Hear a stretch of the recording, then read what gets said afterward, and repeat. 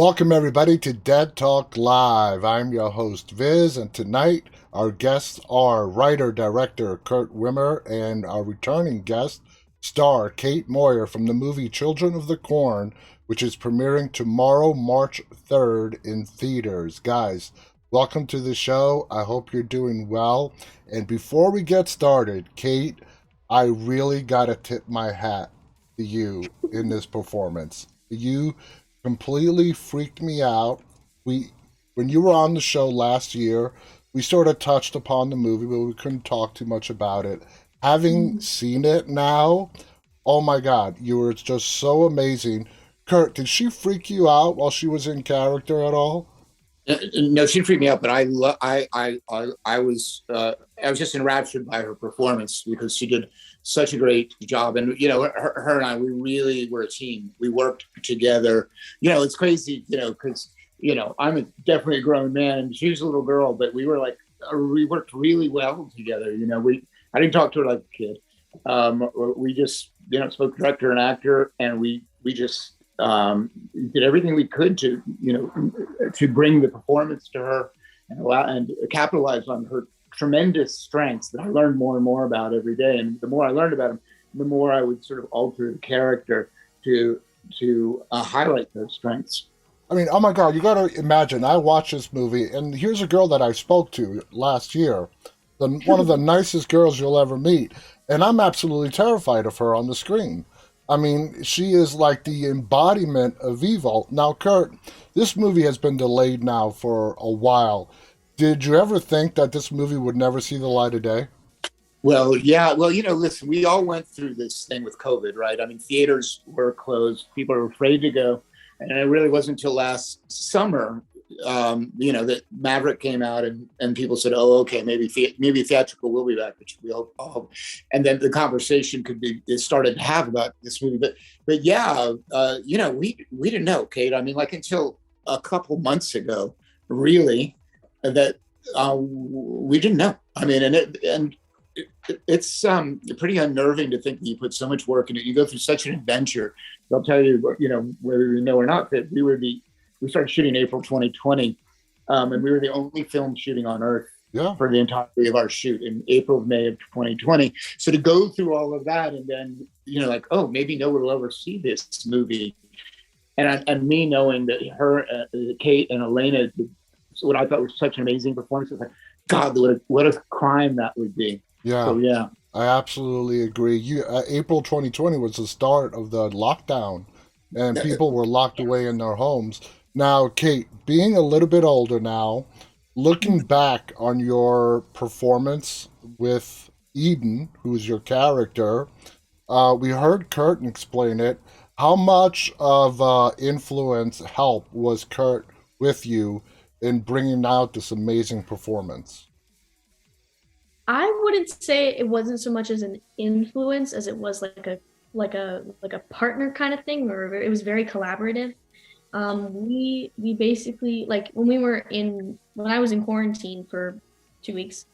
We would have like Zoom calls with Kurt, Elena, and I, where we would just like ad lib and go through, try and get in the headspace of our characters before we went on set, so we weren't like figuring it out on day one. Mm-hmm. But also Kurt allowed me to have a lot of creative liberty when it came to Eden, because there was a lot of me that I put into Eden, and I feel like that helped make it like more believable. I gotta ask you though, as 3 years ago, for someone in your generation, your age group, that's a lifetime. Okay, so 3 years ago, you were so much younger. Where did you draw upon the evilness from? I gotta ask you. So it's always there, in my brain. No, I'm kidding. I'm not really sure. I wasn't Eden to me. She was manipulative, and she kills people, but she wasn't like outwardly evil in my opinion, the way I saw her. Because I obviously have some bias where I know a little bit more background on her character, and I understand why she's come to this point and how she has. But I feel like, it wasn't about, like getting into this evil space. It was about like merging myself with like the scene and how Eden would emote during Exactly. this scene. And this is a Yeah.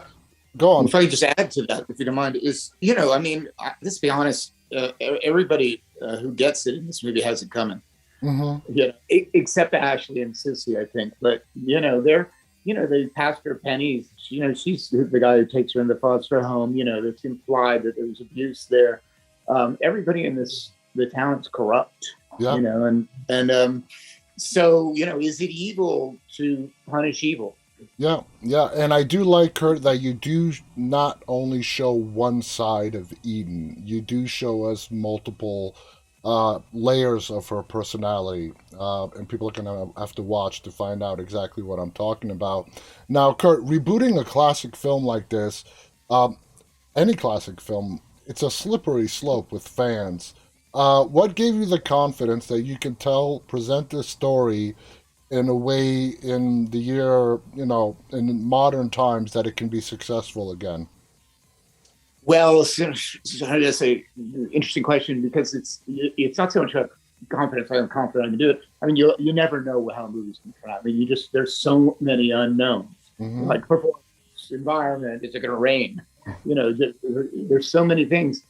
So, but uh, unfortunately, today, if you're going to make a movie and you want people to see it, they won't make it unless it's based on something else. Yeah. If it's a remake, a sequel, a prequel, or it's based on a comic book. So that's kind of what a lot of what you ended up the only choices you have on the menu.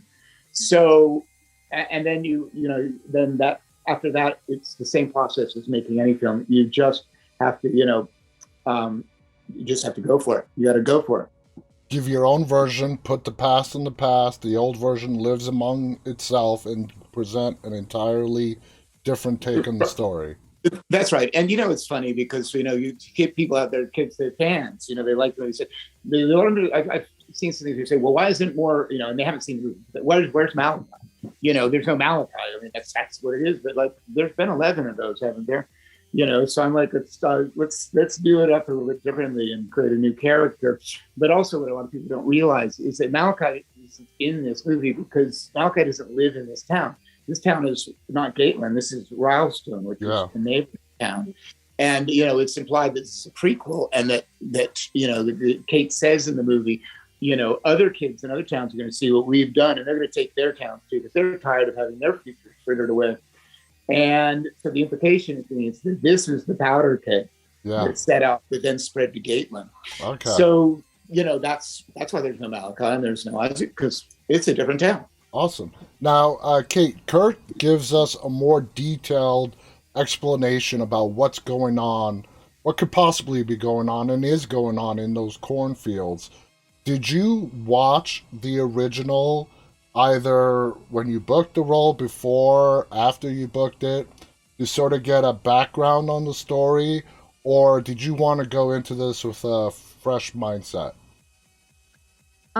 This is gonna make some people angry, but I did not watch the first movie. I didn't. My horror pop culture is not as big as I hope it or wish it would be. But I didn't really know what it was before, and my parents, they definitely filled me in of like the overarching story of all the movies, mainly the first one and what it's about. And I feel like while it would have helped me to watch the first movie, I feel like it benefited me that I didn't, I because agree. yeah, because I was able to create this character, and I didn't feel pressured to conform to what other characters have done in the past. I feel like I could create this new character from a blank slate. Absolutely. Now, Kurt, like I said, you give us some more detailed insight to what is going on in those cornfields. Is that Was that your take from watching the original whenever you watched it, and you wanted to give it to us in this film? Well, in some senses, yeah, because really, what I took my inspiration was the original source material, which Stephen King wrote in the 1970s. But I was aware that there's a lot of talk in these movies about he who walks behind Mm-hmm. the roads, but we never see him. And in one sense, I understand that it's a psychological conceit. That it doesn't, sometimes it's more powerful not to see him. But after 11 movies, maybe I thought maybe it's time, and especially if people are going to pay to go see the movie, or you pay $10 to see the movie or $5 to rent it or whatever it is. Let's entertain them. Yeah. Let's stop messing around. If they don't want to see them, they can watch. There's 10 others they can watch. But if they do want to see them, now they have one. Yeah, I totally agree. And out of all the times this film has attached the title, I really like this one the best. Next to the original. Now, Kate, going back to your character Eden, do you think Eden is controlled by the man who walks the way it's stated in this film? Is she possessed, in your opinion, or just influenced by whatever's in those cornfields? See, there's the way Kurt wrote the script, there's a lot of mysteries. There's a lot of like, I know he wanted everyone to kind of leave the theater and be like, asking questions, because you don't want to watch a movie and like sometimes all the questions are answered and you don't dwell on it or think about it too much. So I think I'm not really sure, because there's so many different theories or things that could be impacting Eden, or if is it a hallucination? Is she possessed? Is this is she the corn monster? I don't know. I'm not even completely sure, and it was 3 years ago. Well, let me interject, I wrote it and I directed. I'm not sure. I like not being sure. I like not knowing the answers. But there's a couple of things. First of all, these kids were playing this. The cornfield is their playground. Yeah. But we all know it's dying, and we know this fungus, like these ergot-like funguses, grow on dying crops that cause hallucinations. Bolin is clearly hallucinating at the beginning of the film. She talks about it. So, there's the question of whether that monster is real, whether it's in a way, it's like Puff the Magic Dragon, it's like, is it her monster? Is the monster a manifestation of her id, of all the bad things that have happened to her? Yeah. Is the monster something that, out of trauma, she's manifested? That, yeah. So, is she influenced by the monster, or is the monster created by her? Because at the end she looks at him and says, I'm sorry. Because, and is she talking to the monster, or is she talking to Earth itself? Like she failed. She was trying to, Ian was trying to save Earth, basically. And Earth is the town that they live in, the corn. And she fails, thanks, Bolin. Thanks, Bolin. But she fails, and she says, I'm sorry. And it's quite tragic, to me. You mentioned that was a very sad moment when she says, I'm sorry, and she realizes that she failed in what she was supposed to ultimately accomplish. Kurt, do you have a lot of experience directing young actors? Is this your first time having a whole set full of young actors? And how do you maintain control on the set? What a great question. First of all, I've worked with a couple young actors. To varying degrees of success, but nothing like the young lady you have here. I mean, this is like, okay, I'll do this all day long. But I was concerned because, we've all seen movies with lots of kids. They always, when they make movies like It or whatever, these kids are, these are 15, 16-year-olds. Mm-hmm. And, nobody casts 11-year-olds because it's so dangerous, because you just don't know what you're going to get, because, do they have the maturity to hold the screen? I mean, that's a big, big deal. People like Al Pacino can do it, but there's a lot of adults that can't do it. Yeah. And so it's charisma and it's self-discipline. But we just have one. We had lots of kids, and just one kid staring off into space or looking in the camera kills the entire shot. But these kids were great. So, it was like, okay, me and my first AD, Sean Hunter, we're about to become, fourth grade teachers for the next 3 months or 2.5 months. And so I was well aware of the danger, and I was like, I don't know, man. But like I said, you just got to go for it. We're going for it. No. And thank God. And, also Kate was great too, because they looked to her. They all learned how to act. These kids, some of them were non-actors. We shot in Australia. Some of them were non-actors. But by the end, they were all actors, all of them. And then that's how, in that monster's walking into the barn, every one of those kids is acting like a true professional, and that's very, very difficult. And a lot of them, they learned to act from Kate. By watching her, they learned how to act. It was really amazing. They were all in acting school and they didn't know it. and Kate didn't know she was a teacher, but I observed it, and it absolutely happened. Must have been magical. Now, Kate, you and Elena carry this film. Basically, it really is the two of you. Um, did you know you that at that age, going back 3 years ago, that you would have this much added responsibility? Or at 11, it didn't really compute that you'd be, part of carrying an entire film.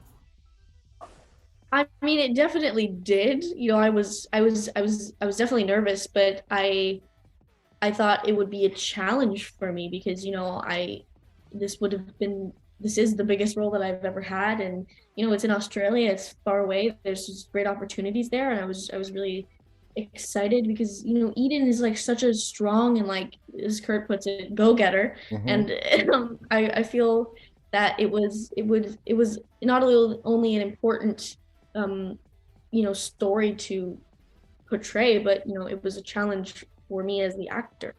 Now, Kate, shooting a film, a horror movie, it's not scary when you're shooting it. Watching it is a whole different story. What were your reactions when you watched the final product?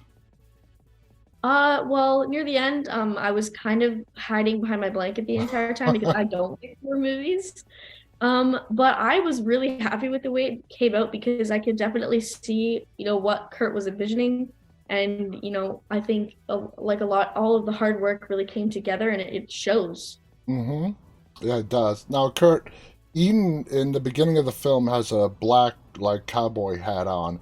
Is that a throwback to the original with I believe it was Isaac and his black hat, or was it Well, just no, coincidental?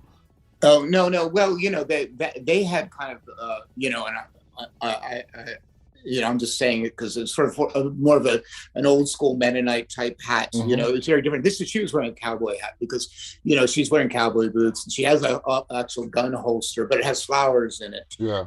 Because she's just do what kids doing what we did when we were kids. You playing dress ups, cowboys and Indians or whatever it is.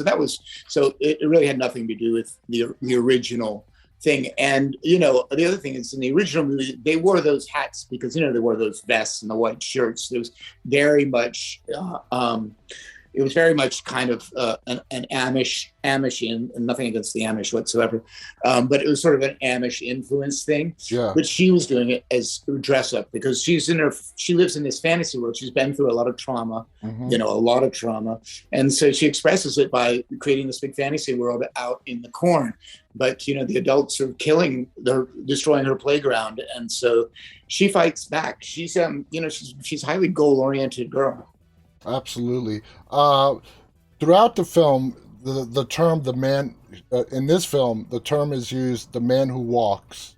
He who Uh, walks. yeah, exactly. He who walks.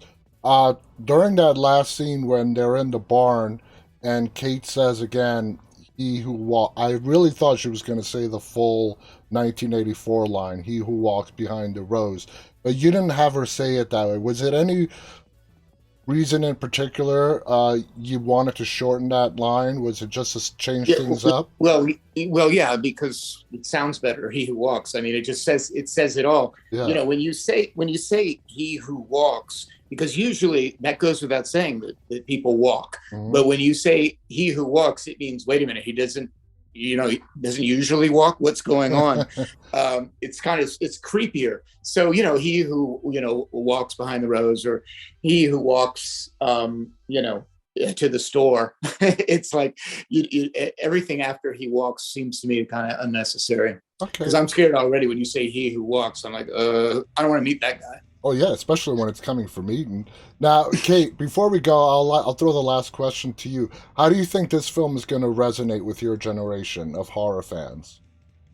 Ooh, okay. Well, there are like an unbelievable amount of layers and references and like issues that are kind of tackled or mentioned in this movie, and I feel like it makes the movie you know scarier because it's so relevant into for issues today, like environmental issues, or like there's like intergenerational conflict, like Kurt has said before. But putting that aside, there's also the main two characters, Bo and Eden. They're I find them, other than the murdering part, they're pretty relatable characters. They both have the same sort of goals, and they have different ways of getting them. And I feel like, Eden's, she's ambitious and she's determined, and I feel like, I hope people can, be inspired by that and apply it to their own lives. Well, she is definitely a powerful girl.